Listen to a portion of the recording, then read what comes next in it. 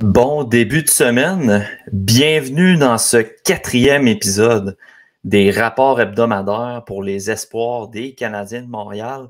Matt Paradis du TSLH Espoir avec vous encore en ce début de semaine pour jaser des performances des espoirs des Canadiens dans la dernière semaine.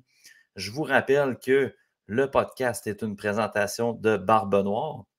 Donc, je vous invite à aller consulter leur site web à Barbenoire, noir avec un E, barbenoire.com pour toute commande de viande fumée livrée à domicile, une entreprise de chez nous. Donc, n'hésitez pas à aller les encourager. Et si vous voulez encourager le TSLH Podcast, vous pouvez le faire en achetant votre casquette TSLH. Le lien de la boutique en ligne est dans la description de l'épisode. Cette semaine, on va parler, tout comme la semaine dernière, des séries dans la NCAA. En fait, les tournois de fin de saison des divisions dans la NCAA. Un processus qui nous mène vers le Frozen Four à la fin de la saison. Je vais tout revenir sur, premièrement, les performances des espoirs qui sont encore en action du côté de la NCAA. Également, je vais vous expliquer un peu comment ça fonctionne accéder au tournoi du Frozen Four parce qu'il y a beaucoup d'ambiguïté, il y a beaucoup d'erreurs quand on parle de ce tournoi-là. On focus beaucoup sur le Frozen Four, sur les 4 formations, mais il y a quand même un processus pour se rendre à ce Frozen Four-là, à cette demi-finale, finale du tournoi de la NCAA. Donc, je vais vous expliquer en détail en fonction d'un texte que mon collègue Simon Servant du TSLH Espoir a fait l'année passée. Donc, je vais tout vous expliquer ça. Mais d'abord, on commence l'épisode avec le top 5 des meilleurs marqueurs des espoirs des Canadiens cette semaine. À la position 5, très heureux de vous annoncer qu'Owen Beck a connu une bonne semaine chez les Peets de Peterborough. 1 but, 2 passes en 2 matchs. J'aurai l'occasion de vous reparler dans la section Headlines, dans la section des petites manchettes qui ont retenu mon attention cette semaine. Donc, Owen Beck qui est de retour sur la feuille de pointage, ça fait un grand bien. Au 4e rang, Sean Farrell qui a connu une très bonne semaine du côté de son tournoi de la division ECAC, donc avec le Crimson de Harvard. 2 buts, 2 passes pour Sean Farrell en 2 matchs. Sa formation accède au prochain tour. J'aurai l'occasion également d'en revenir plus tard dans l'émission. Au 3e rang, Philippe Méchard, qui a connu une semaine de 1 but, 4 passes. Donc, ça se poursuit pour Méchard. Ça fait 2 semaines qu'il produit offensivement après un creux de vague. Les séries s'en viennent. Beaucoup de passes versus des buts, mais il contribue à son trio offensif. C'est ce qu'on veut voir de lui à l'approche des séries. Donc, en 4 matchs, 5 points Méchard pour cette semaine. Au 2e rang des meilleurs marqueurs des espoirs du CH cette semaine, Joshua Roy qui se présente encore une fois dans le top 5 avec une prestation de 3 buts et 2 passes en 3 matchs. L'attaquant du Phoenix de Sherbrooke a notamment élevé son jeu de quelques crans contre les Olympiques de Gatineau. C'est une 2e semaine de suite où l'espoir du CH monte son jeu contre des grosses formations. On l'a vu contre les Remparts de Québec récemment. Même chose contre les Olympiques de Gatineau, a marqué un but très important dans la rencontre. Donc, c'est exactement ce qu'on veut voir de lui à l'approche des séries. Et au premier rang des marqueurs cette semaine, c'est un retour au jeu pour lui, Jared Davidson, des Thunderbirds de Seattle, qui était blessé dans les récents jours. Il avait raté, je crois, 2 matchs ou 3, pas plus, mais petite absence pour Davidson, revient au jeu en force avec une prestation de 5 buts et une mention d'aide en 3 matchs. Donc, c'est 6 points pour Davidson. Les Thunderbirds qui ont une formation très redoutable en offensive. Donc, Davidson est toujours un grand fabricant de points dans sa formation. Donc, ça va faire du bien son retour au jeu. Puis, on peut voir qu'il n'est pas trop accommodé de sa blessure parce qu'il a connu un match de 3 buts, une passe cette semaine pour grimper son total de points à 6 dans la semaine.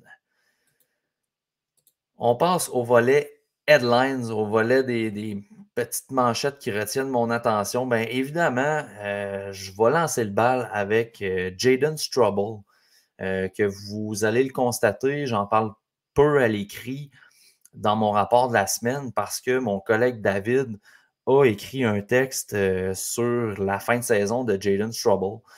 Northeastern qui a été sorti du tournoi de la division Hockey East.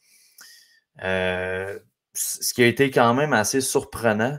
On s'attendait vraiment à une meilleure prestation des Huskies cette année. Puis de la façon qu'ils sont classés au pairwise, au niveau là, des power rankings, au niveau du classement de la NCAA, ben, Northeastern a très, très, très peu de chances de se retrouver dans le tournoi du Frozen Four. Puis j'ouvre la parenthèse là, au sujet de ce tournoi-là. Comment ça fonctionne le tournoi Frozen Four?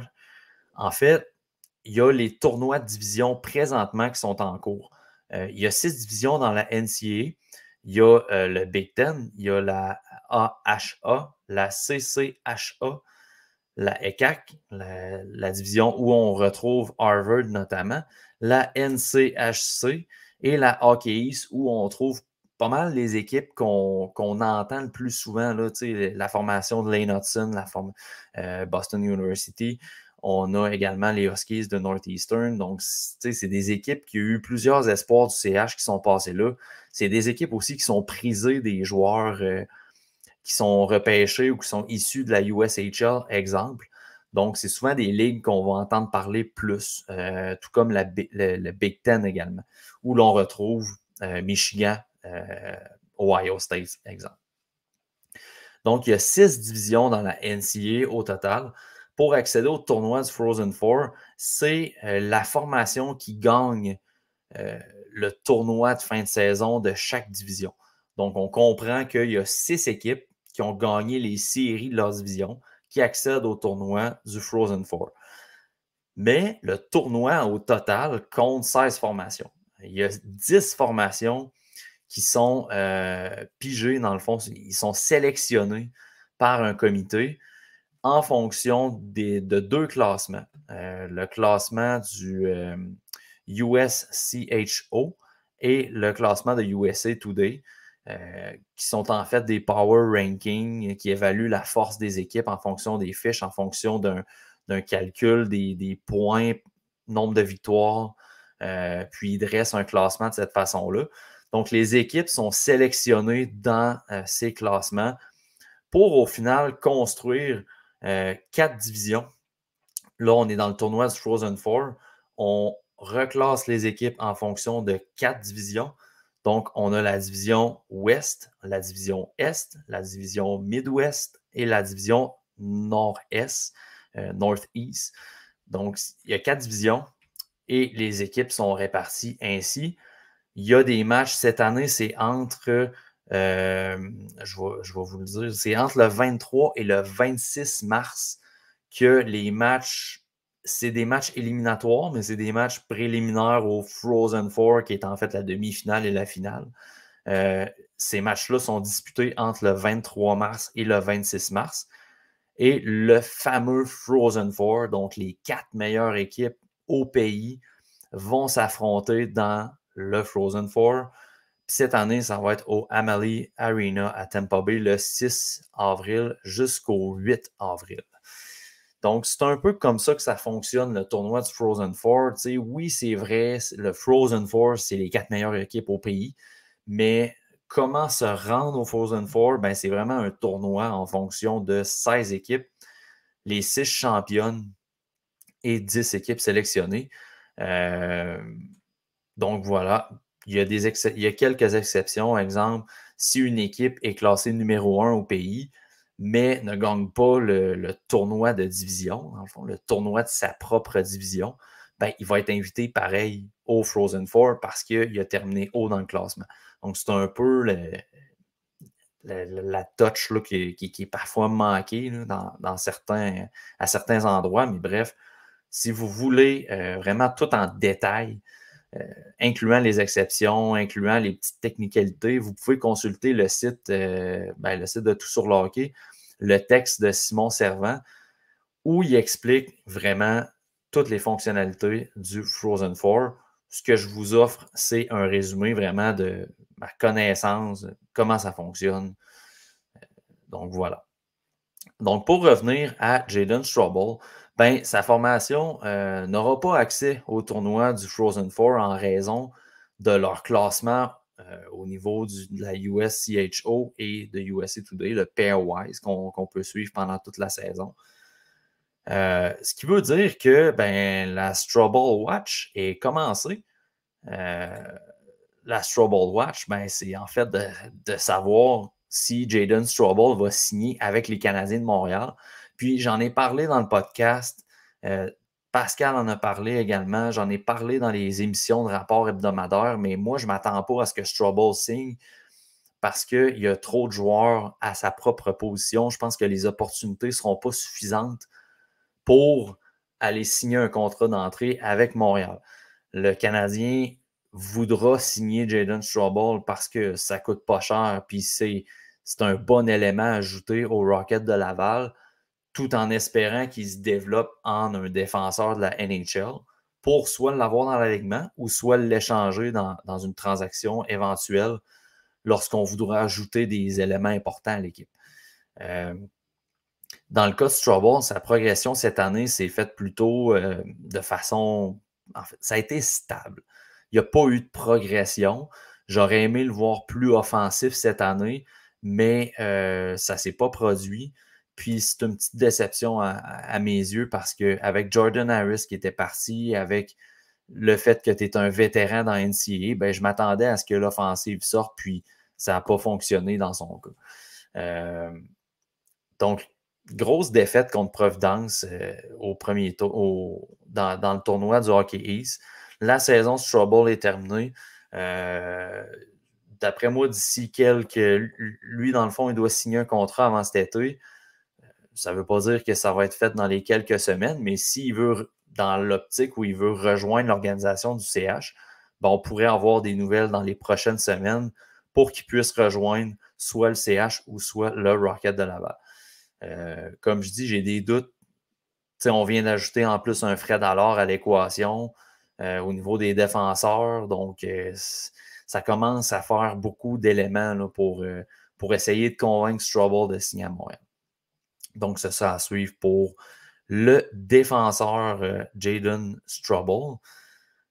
Toujours dans la NCAA, on passe à Sean Farrell. Harvard a explosé Princeton dans la première ronde, les quarts de finale de la ECAC. Le meilleur de 3, le 2-3, s'est terminé en faveur d'Harvard par 2 matchs. 2 matchs qui se sont conclus par la marque de 6-1. Farrell a connu un match de 2 buts. Puis le lendemain a connu un match de 2 passes. Donc le vétéran qui mène encore une fois son équipe vers la victoire. Très bien joué contre Princeton. Harvard va être vraiment une formation à surveiller pour le Frozen Four, à mon avis, avec notamment Sean Farrell aux commandes. Un bon résumé de l'année de Sean Farrell, c'est de conduire son équipe vers le championnat. Puis c'est pas pour rien que ce gars-là a voulu rester avec Harvard. C'est parce qu'il veut aller chercher un championnat avec sa formation. Il veut procurer un championnat à Harvard en compagnie de Matt Coronato. C'était l'année pour le faire. On peut s'attendre à ce que Coronato et Farrell signent leur contrat d'entrée à la fin de la saison. Farrell, moi, j'ai pas de doute qu'il va signer. Donc, c'est vraiment la saison pour Crimson pour aller chercher un championnat de division, un championnat au niveau du Frozen Four également. Donc, on souhaite vraiment que Sean Farrell se rende justement vers les grands honneurs parce que c'est toujours une bonne chose dans l'apprentissage d'un jeune de gagner des championnats. Je reviens à Owen Beck. On a parlé tout à l'heure d'Owen Beck au niveau de sa production cette semaine. Un but, 2 passes en 2 matchs. C'est vraiment, vraiment plaisant de voir Owen Beck reproduire de nouveau de l'offensive. La semaine dernière, j'ai mentionné que j'allais me pencher sur le cas de Beck, à savoir pourquoi ce gars-là s'est mis à étonnamment cesser de produire depuis qu'il a été acquis par les Peace de Peterborough. T'sais, on a plusieurs facteurs qu'on peut appuyer là-dessus. Nouveau système, nouveau coéquipier. La saison d'Owen Beck en général a été très remplie à partir des séries l'année passée à Mississauga jusqu'à cette saison à la date limite des transactions. T'sais, le gars a été repêché 33e par Montréal. Ensuite, se rend au camp des recrues. Très bonne performance. S'en va au camp. Tournoi des recrues. Épate la galerie. Signe son contrat d'entrée. En fait, décide de ne plus aller à l'école pour se concentrer sur le hockey cette année. Signe son contrat d'entrée. Rejoint Team Canada après avoir été coupé pour remplacer Colton Dack.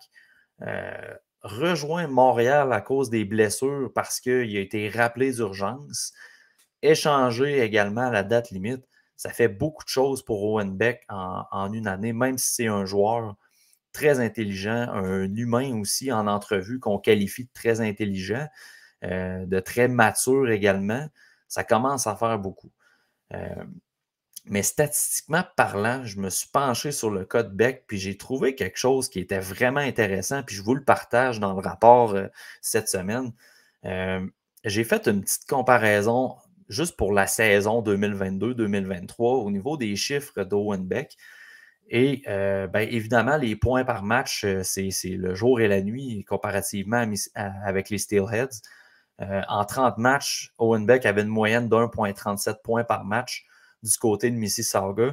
Et avec Peterborough, ben, cette moyenne-là s'élève actuellement à 0,74.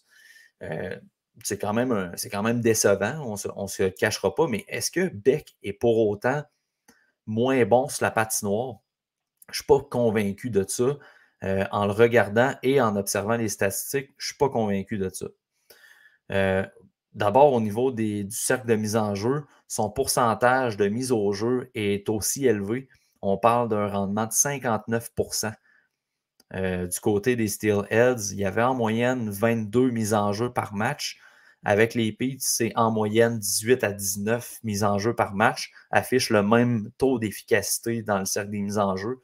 Donc, il n'a pas perdu cette facette-là du jeu après sa transaction. Au niveau des tirs au but par match, c'est très similaire aussi. À Mississauga, on parlait d'une moyenne de 3 tirs par match. Avec les Petes, on parle de 2,9. Donc, c'est très similaire aussi. Au niveau des mises en échec par match, petite augmentation chez les Petes. 0,82 mises en échec par match contre 0,63 mises en échec par match du côté de Mississauga. Est-ce que c'est parce que le système est plus axé sur le physique du côté de Peterborough? Oui, le système est axé sur le jeu physique, compléter ses mises en échec, l'échec avant, plus qu'avec les Steelheads. Mais je pense plus que dans les derniers matchs où Beck avait de la misère à produire offensivement, on sentait qu'il donnait plus de mises en échec, puis il y avait un peu de frustration aussi. Donc, je pense que la petite, parce qu'elle est très minime, la variation, je pense que la variation des chiffres au niveau des mises en échec par match se joue peut-être un petit peu sur cet échantillon-là. Mais j'en viens à la statistique qui est vraiment intéressante dans le cas de Beck. Je vous rappelle qu'il produit en moyenne à moitié moins avec les Petes qu'avec les Steelheads. Et pourtant, Owen Beck, avec les Petes, a généré un nombre de chances de marquer qui s'élève à 61. Ça, c'est des données récoltées sur Instat Hockey. Depuis qu'il est avec Peterborough, il y a 61 chances de scorer. Et avec les Steelheads, les chances de marquer s'élevaient à 58. Donc, on parle de 2,65 chances de marquer pour Owen Beck à Peterborough et de 1,93 occasions de marquer avec les Steelheads par match. Ce qui est fascinant, c'est qu'il produit beaucoup moins Owen Beck depuis qu'il est avec Peterborough, mais pourtant, le nombre de chances de marquer est quand même pas mal plus élevé. Là. On parle de presque une occasion par match de plus avec Peterborough. Ce qui me laisse croire que c'est très temporaire le fait qu'il ne marque pas de but, qu'il ne récolte pas de points sur la feuille de pointage. On parle souvent le fameux terme unsustainable. Ben, je pense qu'à l'inverse, Owen Beck, souvent on dit ben, un joueur produit vraiment beaucoup, mais il y a 40% de réussite sur ses tirs. Donc, c'est une statistique qui est unsustainable. Ça va revenir à la normale éventuellement. La loi de la moyenne va ramener le tout à un pourcentage plus décent. Je pense qu'à l'inverse, Owen Beck, son pourcentage de rendement au niveau des points, son nombre de points par match va tendre à remonter, considérant qu'il y a plus d'occasions de marquer par match. Puis là, ben, on est vraiment dans la spéculation, mais c'est quand même fascinant de voir que Owen Beck, oui, il produit moins, mais il génère quand même de l'offensive avec des occasions de marquer. C'est encourageant. C'est pas inquiétant le jeu d'Owen Beck présentement. Puis, ben, il est sur une séquence de 3 matchs consécutifs avec au moins un point. Donc, on peut commencer à penser que ça revient là, dans le cas d'Owen Beck. Puis les séries approchent. Donc, je ne suis pas inquiet au niveau d'Owen Beck. On se transporte du côté de l'Europe. On a un affrontement dans la SHL parce que les séries débutent également entre Emil Heinemann et Adam Engstrom. Donc, Rögle et Leksand s'affrontent en série. Dans le cas d'Engstrom, c'est une saison très intéressante dans son cas. Il a montré vraiment de belles choses au niveau de son jeu dans la SHL. C'est une première année dans la Ligue de Division 1, la meilleure ligue en fait en Suède. Puis c'est très bien débrouillé. Est-ce qu'il est prêt pour un poste dans la Ligue nationale? Moi, je ne crois pas. Je pense qu'il peut venir à Laval et commencer son adaptation au hockey nord-américain dès l'an prochain, mais il est sous contrat quand même l'année prochaine. Donc, est-ce qu'il va décider de... Est-ce qu'il y a une clause dans son contrat? Je ne sais pas. Il pourrait peut-être opter pour cette clause-là, puis venir à Laval. Il pourrait aussi venir à Laval sous un prêt comme Mathias Norlinder l'a fait l'année passée. Une chose qu'Emil Heinemann aussi peut faire. Mais je serais surpris parce que j'ai l'impression que Engstrom va aller plus loin en série que Heinemann. Dans le cas d'Heinemann, ben lui, c'est à l'inverse d'une saison un petit peu décevante. J'aurais aimé peut-être un petit peu plus d'offensive dans son cas, mais il n'a pas perdu l'essence de son jeu. Il a continué de distribuer des bonnes mises en échec. Mais je pense qu'on aurait aimé ça en voir un petit peu plus d'Emil Heinemann cette année. Lui aussi, c'est un joueur qui pourrait possiblement rejoindre le Rocket à la fin de la saison. Il y a des rumeurs qui vont en ce sens. Mais ça devrait se faire sous forme de prêt, comme je le mentionnais tout à l'heure, comme Mathias Norlinder l'a fait. Lui aussi, Heinemann est sous contrat l'année prochaine, mais selon Patrick Bexel, il y a une clause qui pourrait quitter et rejoindre le Rocket dès la prochaine saison. Donc, ce sera à suivre dans son cas. Je termine les headlines de la semaine avec une petite nouvelle concernant Petteri Nurmi. Petteri Nurmi, qui est un défenseur de 21 ans qui évolue actuellement dans la Liga en Finlande. Selon Patrick Bexel, encore, c'est un correspondant pour Habs Eye on the Prize, correspondant suédois qui suit beaucoup les espoirs européens des Canadiens. Petteri Nurmi, lui, on parlait tantôt que Engstrom et Heinemann avaient des chances de peut-être rejoindre le Rocket à la fin de la saison suite à une élimination. Mais Petteri Nurmi, son équipe, risque d'être éliminé dans les premiers de la Liga. Puis il y aurait beaucoup de rumeurs comme quoi il sauterait immédiatement en Amérique du Nord pour rejoindre le Rocket de Laval. Donc, ce serait une arrivée de plus en défensive du côté du Rocket. C'est moins sûr, c'est plus un feeling que Patrick Bexel parlait, mais pour la prochaine saison, selon ses informations, il rejoindrait le Rocket de Laval signerait un contrat, en fait, possiblement un contrat d'entrée ou un contrat Ligue américaine. Ça, ce sera à suivre. Mais de très bonnes chances que Petteri Nurmi arrive dans l'organisation des Canadiens. C'est pas grand-chose. C'est un défenseur qui va dans l'efficacité, qui ne prendra pas de risques sur la patinoire. Belle mobilité, mais il ne faut pas s'attendre à un défenseur super offensif dans son cas. Je ne pense pas qu'il arrive du côté de Laval et qu'il y ait un poste assuré à la place des joueurs qui sont de l'actuel alignement.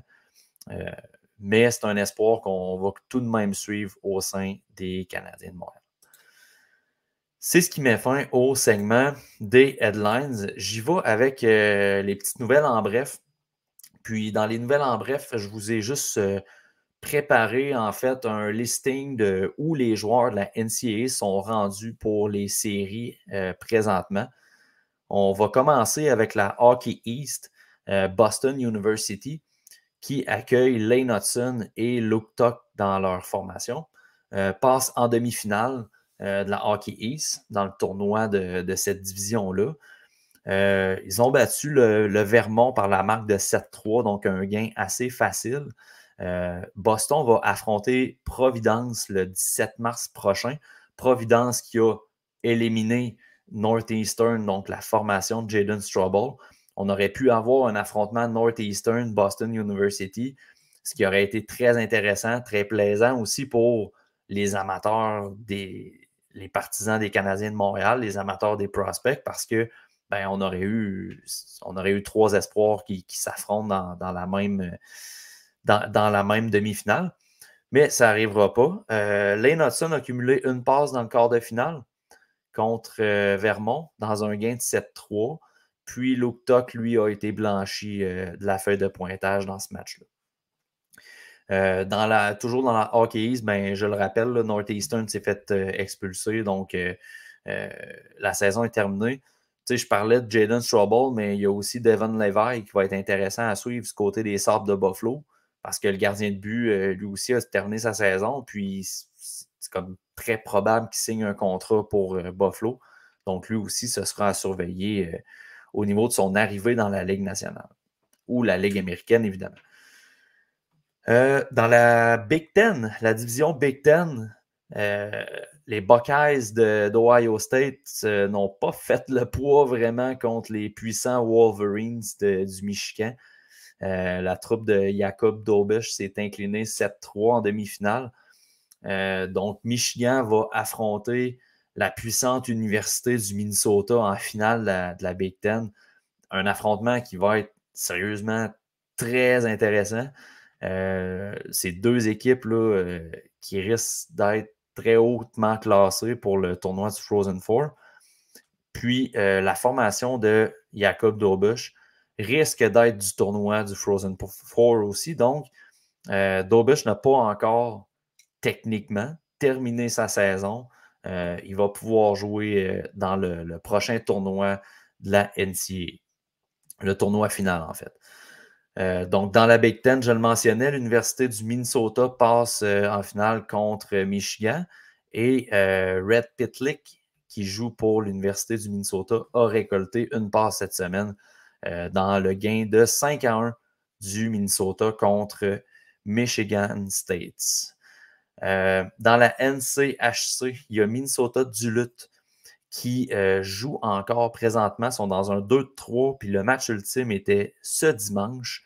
Et au moment d'enregistrer l'épisode, Jack Smith n'avait pas terminé son match, donc je n'ai pas les informations concernant cette rencontre-là, mais dans la version écrite, le rendement de Jack Smith et de Minnesota Duluth va être ajouté à la fin du texte.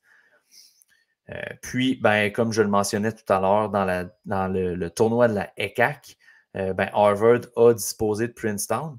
Puis, la semaine prochaine, la formation de Sean Farrell va affronter Cornell du côté de la ECAC. Dernière petite information rapide au niveau de la Ligue américaine. Xavier Simoneau est blessé. Donc, c'est pour ça qu'il a raté des matchs dans la fin de la semaine. Le Rocket devrait publier une mise à jour éventuellement, possiblement lundi. Ça va être à suivre. Puis, je vais conclure les nouvelles en bref, comme je parle du Rocket de Laval, en vous mentionnant que jeudi, on va enregistrer un podcast uniquement sur le Rocket de Laval avec Jessica Lemay, qui est à la couverture du Rocket pour TSLH. Donc, on vous prépare un épisode strictement sur le Rocket. C'est à ne pas manquer sur toutes nos plateformes. Donc, tout comme les autres épisodes d'ailleurs, vous pouvez toujours les écouter en audio ou en vidéo sur notre chaîne YouTube. Donc, voilà, merci beaucoup pour être toujours à l'écoute, pour visionner les rapports hebdomadaires, les lire sur le site web de Tout sur le hockey. Et on se donne rendez-vous la semaine prochaine pour un autre rapport des espoirs du CH, rapport hebdomadaire. Puis on va avoir encore une fois un suivi des joueurs dans la NCAA.